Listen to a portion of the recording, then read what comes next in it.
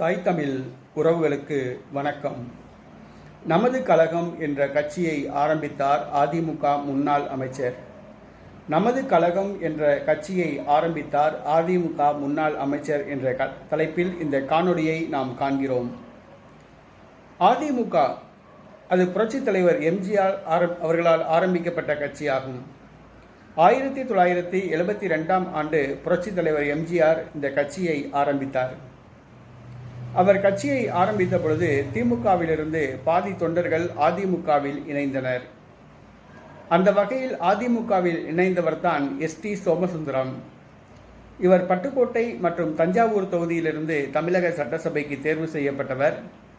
தஞ்சாவூர் மக்களவை தொகுதியிலிருந்து பாராளுமன்றத்துக்கு தேர்வு செய்யப்பட்டவர். இவர் செல்வி ஜெயலலிதா மற்றும் எம்ஜிஆர் அமைச்சரவையில் வருவாய்த்துறை அமைச்சராக இருந்தார்.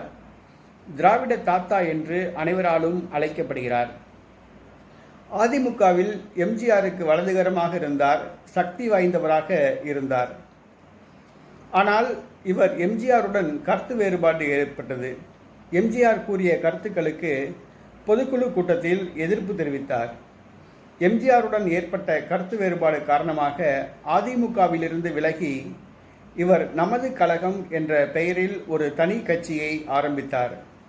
1984ஆம் ஆண்டு எம்ஜிஆர் அவர்கள் அமெரிக்காவில் சிகிச்சை பெற்றுக்கொண்டே சட்டமன்ற தேர்தலை சந்தித்த பொழுது எஸ்டி சோமசுந்தரம் நமது கழகம் என்ற பெயரில் 234 தொகுதிகளிலும் வேட்பாளரை நிறுத்தி படுதோல்வி அடைந்தார். பின்பு நமது கழகம் என்ற கட்சியை கலைத்துவிட்டு அதிமுகவில் மீண்டும் எம்ஜிஆர் தலைமையில் சேர்ந்தார். எம்ஜிஆர் மறைவுக்கு பின்பு கட்சி உடைந்த பொழுது செல்வி ஜெயலலிதா அணியில் இருந்தார். 1991ஆம் ஆண்டு நடைபெற்ற தமிழக சட்டப்பேரவைத் தேர்தலில் தஞ்சாவூர் தொகுதியில் போட்டியிட்டு வெற்றி பெற்று செல்வி ஜெயலலிதா ஆட்சியில் இவர் வருவாய்த்துறை அமைச்சராக இருந்தார். 2001ஆம் ஆண்டு இவர் காலமாகிவிட்டார்.